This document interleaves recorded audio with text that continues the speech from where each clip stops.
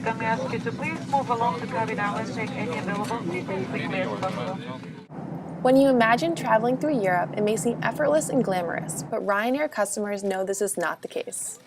Ryanair is a low-cost airline carrier that services Europe and the surrounding countries. They are known for their extra hidden fees, poor cabin conditions, and having terminals an absurd distance from the advertised locations. Google "I hate Ryanair" and your screen will be flooded with horror stories about delayed flights, missing bags, and intolerable customer service. Kyle Grace Mills, an American student studying abroad in Europe, can attest to the poor quality of Ryanair. She and her friend Christina Stubbe flew the airline to Morocco. They have quite the story. So Christina and I we got there 2 hours early because we definitely wanted out of Morocco.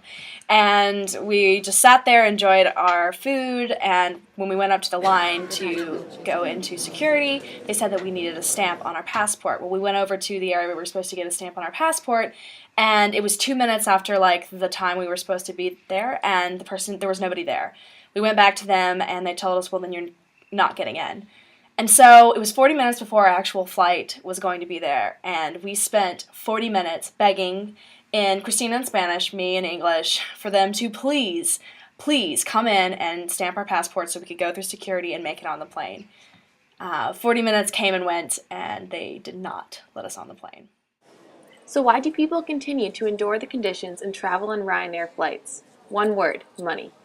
Melodramatically, I said I would never do it again. I haven't had to again. But I probably would have if there had been a cheap flight.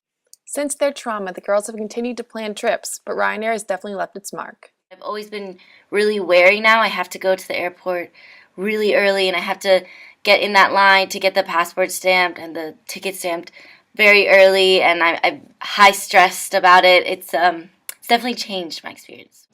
A month later, the girls planned a trip to attend the Animal Christmas Festival in Prague. They avoided Ryanair and instead chose to fly with Czech Airways. The experience was quite different. Well, first there's the color, which is very psychological, for me anyways. We go into Ryanair and it's this nice pea yellow that is just very offensive to the eyes and gives you immediate hangover headache.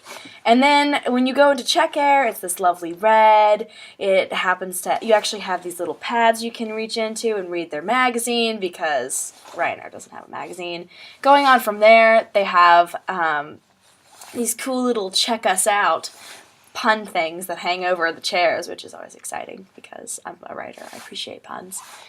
And then there's the service. They come by with their beautiful little trolleys, and on it they have water and wine and coffee, and guess what? You don't have to pay for any of it. Of course, on Ryanair, they come by constantly with their trolley, but it's only if you pay, and it's outrageously expensive. 3 euros for a coffee that's, not even real. You pour the grains into it. When you arrive, there's no triumphant, horns blowing because they've landed on time. They just promise to be on time, so you're on time with Czech Airlines, as opposed to Ryanair, who has to announce that they've been on time. After discovering a flight on Czech Airlines clocks in at about the same price as a Ryanair flight, Mills urges travelers to look at different options when planning trips. Ryanair may look like the best option, but the awful customer service and flying conditions should put it at the bottom of everyone's travel list. For JR261, I'm Shannon Dwyer.